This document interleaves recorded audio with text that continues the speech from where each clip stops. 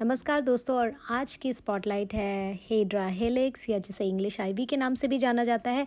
बहुत ही खूबसूरत पौधा है जिसे इंडोर्स एंड आउटडोर्स दोनों ही रखा जा सकता है। इसकी सारी खूबसूरती इसकी पत्तियों में होती हैं। वेरीगेटेड और नॉन वेरीगेटेड दोनों ही वैरायटीज़ में ये पौधा आता है।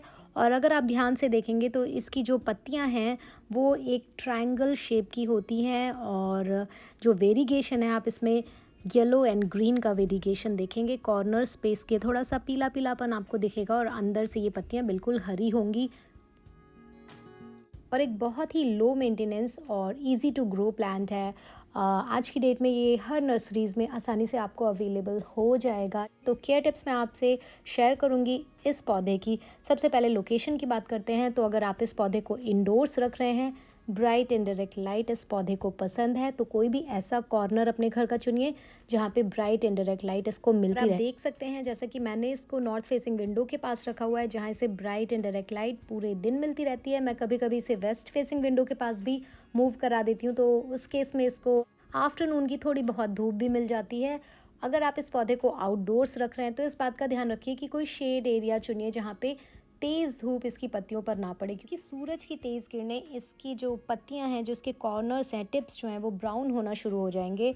तो वो खूबसूरती इस पौधे में नहीं रह जाती। तो आपको ध्यान रखना है, इनडायरेक्ट ब्राइट लाइट में रखना है।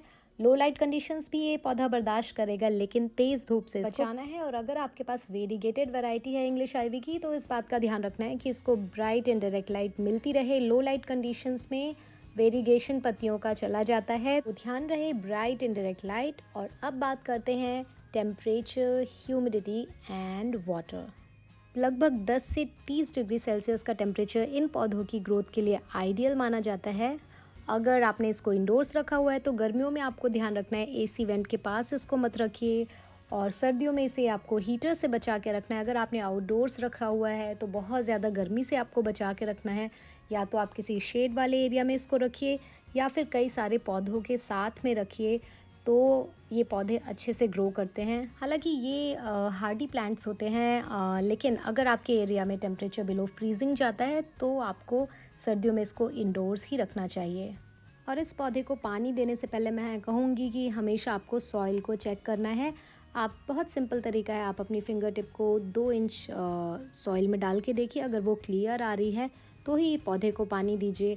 अगर थोड़ी बहुत भी मिट्टी आपके हाथ में चिपकी हुई दिख रही है तो आप पानी बिल्कुल मत दीजिए। इसका मतलब प्लांट की जो रूट्स हैं उसमें अभी भी मॉइस्चर है, आपको तुरंत पानी नहीं देना है। या फिर आप किसी भी स्टिक को लेके उसको 2 इंच सॉइल में डाल के देखिए, अगर वो क्लियर आ रही है तो ही पानी दीजिए। जैसे कि आप देख सकते हैं इसमें थोड़ी आपको सॉइल दिख रही है, तो मेरे पौधे में अभी मॉइस्चर है। मैं अभी इसको पानी नहीं दूंगी, 2 दिन बाद दूंगी, क्योंकि लगभग 3 दिन पहले ही मैंने इसको पानी दिया था और मैंने इसको इंडोर्स रखा हुआ है। दूसरा तरीका होता है, आप मॉइस्चर मीटर से चेक करके देखिए, अगर सॉइल में मॉइस्चर है तो पानी मत दीजिए।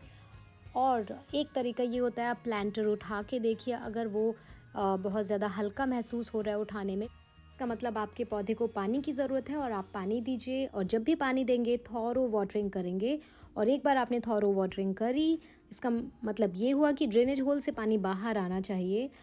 और इस तरह से जब आप थॉरो वाटरिंग करते हैं तो आपको बहुत फ्रीक्वेंटली पानी देने की ज़रूरत नहीं होती, स्पेशली जब आपने पौधा इंडोर्स रखा होता है।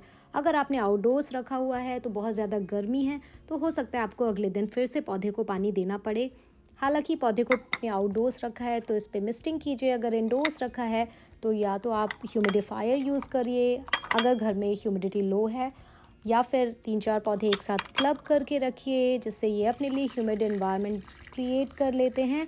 या फिर आप एक पेबल ट्रे यूज़ करिए। बहुत सिंपल तरीका है, आप एक प्लेट लीजिए, उसके ऊपर कुछ रॉक्स रखिए, उसे पानी से भर दीजिए और उसके ऊपर अपने प्लांटर को रखिए, अपने पौधे को रखिए।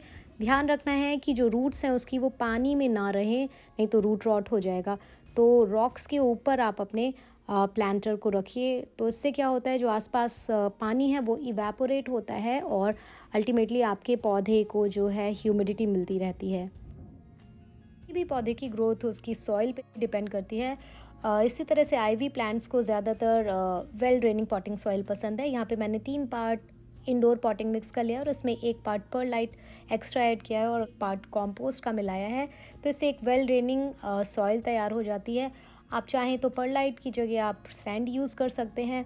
ये ड्रेनेज को बढ़ाता है और रूट्स को ऑक्सीजन अच्छे से मिलते हैं, जिससे प्लांट अच्छे से ग्रो करता है। किसी भी ऑर्गेनिक माइल्ड लिक्विड फर्टिलाइज़र से अपने आईवी प्लांट को फर्टिलाइज कर सकते हैं। स्प्रिंग एंड समर के टाइम पे 15 दिन में एक बार दीजिए, चाहे वो सीवीड सोल्यूशन हो या वर्म कास्टिंग्स हो या वर्म कास्टिंग टी हो या फिर कॉम्पोस्ट टी हो, माइल्ड लिक्विड सोल्यूशन चलेगा। और साथ ही साथ ध्यान रखना है कि आपको फॉल एंड विंटर यानी सर्दियों के टाइम पे इसको फर्टिलाइज नहीं करना, क्योंकि ये पौधा रेस्टिंग पीरियड होता है और इस समय हमें इन्हें फर्टिलाइज़र नहीं देना चाहिए।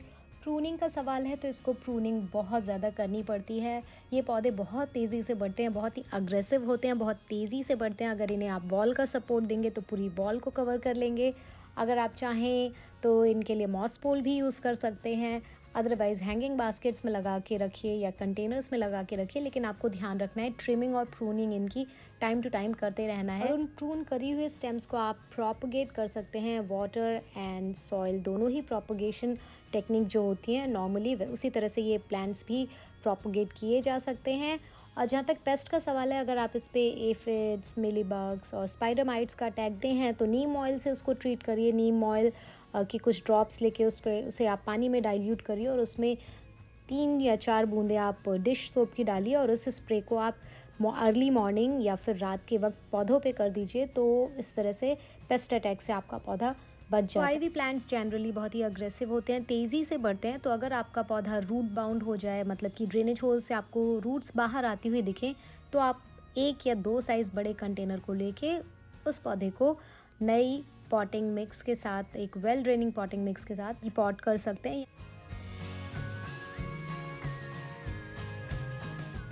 जनरली इन पौधों के लिए स्प्रिंग या अर्ली समर ही अच्छा टाइम माना जाता है रीपॉटिंग के लिए। पौधे तेज़ी से इस समय बढ़ते भी हैं। और अब आसपास मैं इसके सॉइल डाल दूंगी जिससे कि कोई एयर पॉकेट्स ना बने, और साथ ही साथ पौधा जो है नए कंटेनर में नए सॉइल के साथ अच्छे से एडजस्ट हो जाए। और इसके बाद हमें अच्छे से पौधे को पानी देना है। और जब भी आप अपने प्लांट को रीपॉट करें तो ध्यान रखना है कि उसको धूप से बचाना है। टॉक्सिसिटी की बात है तो ये थोड़े से टॉक्सिक होते हैं, तो अगर आपके घर में छोटे बच्चे हैं या फिर पेट्स हैं तो उनको इस पौधे से दूर रखिए। ओवरऑल ये एक बहुत ही खूबसूरत फोलिएज प्लांट है या ट्रेलिंग वाइन है, जो कि अपनी खूबसूरत पत्तियों की वजह से जाना जाता है। एक लो मेंटेनेंस प्लांट है, थोड़ा बहुत फॉरगिविंग भी है। अगर आप पानी देना भूल जाते हैं या फिर अगर आप फर्टिलाइज़ नहीं करते तो भी ये सर्वाइव कर जाता है। ओवर वाटरिंग से आपको बचना है, बहुत तेज़ धूप में इसको नहीं रखना। अगर आप एक बिगनर हैं तो भी इस पौधे को ला सकते हैं। केयर टिप्स बहुत सिंपल है।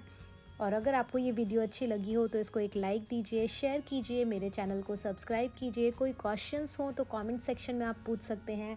आपको ये वीडियो कैसी लगी आप कमेंट सेक्शन में बता सकते हैं। हम फिर से मिलेंगे किसी नई प्लांट केयर टिप के साथ। तब तक के लिए stay happy and happy planting. नमस्कार।